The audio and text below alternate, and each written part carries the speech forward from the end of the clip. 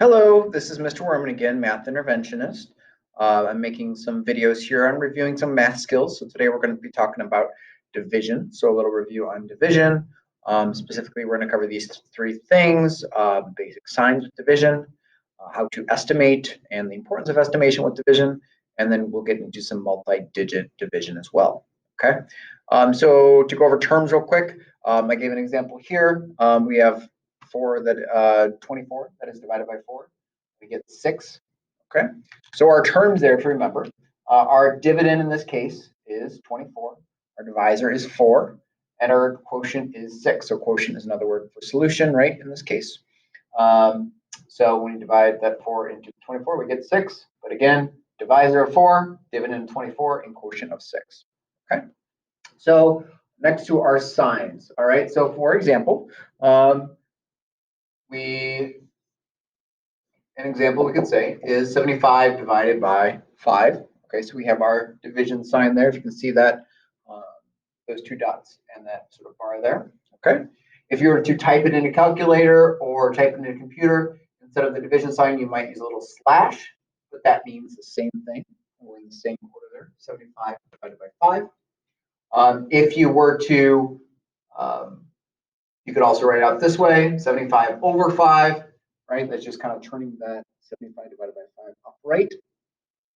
Okay, or if you're actually going into the long division to solve this, you might say 5 divided into 75. So notice how the order switches when we get to that long division, because all these we have 75 is divided by 5, but to actually do that, we need the 5 outside that little house. That is our division. Okay, so just real quick solving this: 5 goes into 7 once. 5 times 1 is 5. Put the 5 down there, subtract it. We have 2 remaining. Draw that little arrow, carry down our 5, and 5 goes into 25 5 times. Okay. Like always, you can always check your work. Definitely recommend doing that. Just to make sure you didn't make a mistake. 15 multiplied by 5. Got the 5, carry the 2. 5 times 1 is 5 plus the 2, 75. Sure enough, works out. Okay. So that's a little bit on our signs. So now let's actually get into some multi-digit and estimating those multi-digit division problems. All right, so for example, let's take 72 divided by 12. Okay, 72 divided by 12. Again, I showed you how the order kind of reverses, right? You could say 72/12, but we actually put that, we actually divide it out with long division. We're going to put that 12 on the outside. How I always remember that, or I used to, I couldn't remember. Like this is kind of like a tree falling over, and the top will go here, 72 stays there, that bar goes right there, and the 12 goes right there, and I just put a little top on that. Okay, so that way we have the order. So 12 divided into our 72. Okay, great. So if we want to estimate this, 12 into 72. As I said on one of the last videos, when you're estimating, a lot of times you're just kind of rounding your numbers and then kind of giving a good guess or doing some quick calculations based on easier numbers. We're dividing this 12 into 72. We want to round each of these numbers here. So if simple rounding, we can round these both down. 12 could be rounded down to 10. 72 could be rounded down to 70. And then we just have 10 into 70, which you should hopefully know. 10 would break up, divided into 70 7 times. Okay, so it should be about 7, give or take. Since we rounded both down, right? 7 is probably going to be a little bit high, but we know it's going to be close to 7, give or take, right? Okay, so let's see if our answer is near our estimate of about 7. Okay, so how do we do this when it's multi-digit? Well, this is where this estimation is going to help us out quite a bit. So if we think it's going to be about 7, we're going to do our little calculations on the side. And usually you just want to hold on to those calculations because when you get to bigger and bigger numbers especially, you'll have to refer to those calculations to solve the problem. So 12 times 7, we get 2 times 7 is 4, carry the 1. 7 times 1 is 7 plus the 1, 84. So we overshot it. So it's going to be less than 7. We could try 6. have a 2, carry the 1. 6 times 1 is 6, plus that 1 is 7. Sure enough, it gives us a nice easy number. The answer ends up being 6 there. 6 times 12 is 72. We've got no remainder, so there we go. We have our answer. Okay, so a little bit of estimation, a little bit of that division. Okay, let's step it up and make a little bit larger number.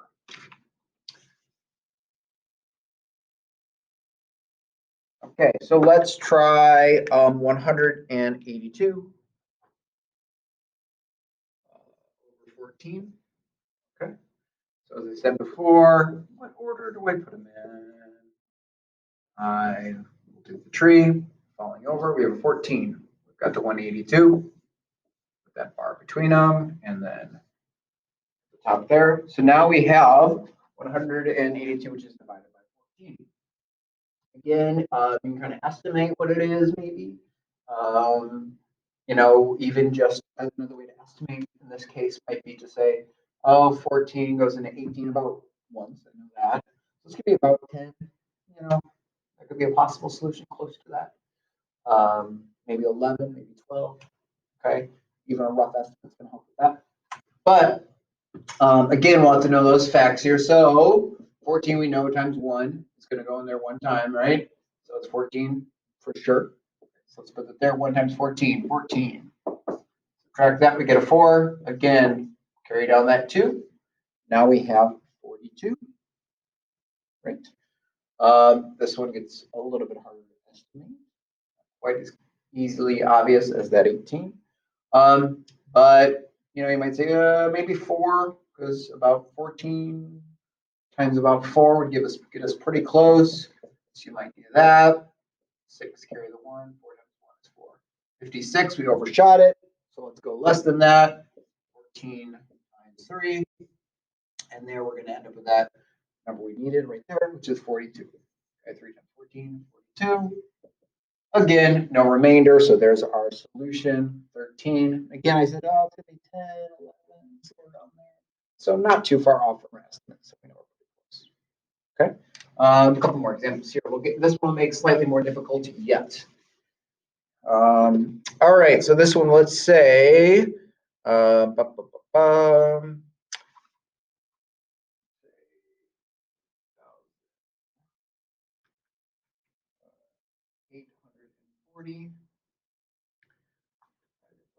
16. Again, getting a little harder still. So we'll write that out.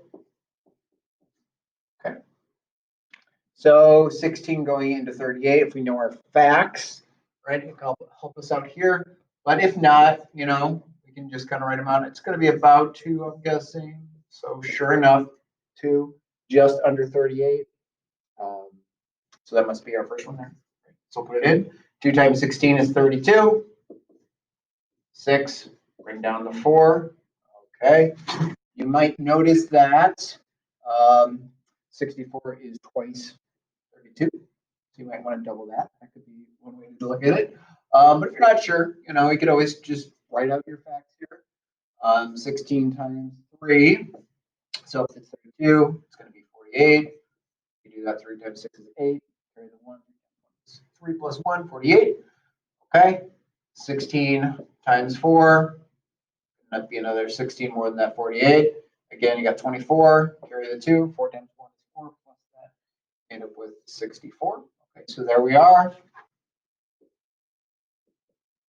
You have that 0. Okay. And now we see there's nothing left. Common mistake here is to say the answer is 24. But of course, we had to carry down the last 0. We haven't indicated we've done that multiplication yet, or division yet. So 16 is going to go into that 0 times. So it's actually 240 is the answer. Okay, 240. So that looks pretty good there. Okay, let's do one more example. Let's say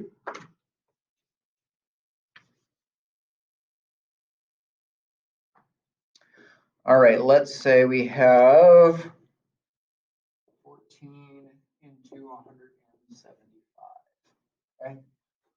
Again, this first one shouldn't be too hard. You see the 14 going into 17 one time. 14 times 1, 14. Carry that. We have a 3. When we subtract that, we carry down our 5. Okay. This one could be a little bit harder. It looks like 3 times, 4 times, 2 times, somewhere in there. So we can try that out. 14 times 3 ends up being 42. Okay, we overshot it, so we'll go less. 14 times 2 is 28. Okay, and we're left with 7. Oh, I forgot to put that there. I should note these should be nice and lined up. It's going to help us quite a bit, especially when we get to decimals in a little bit.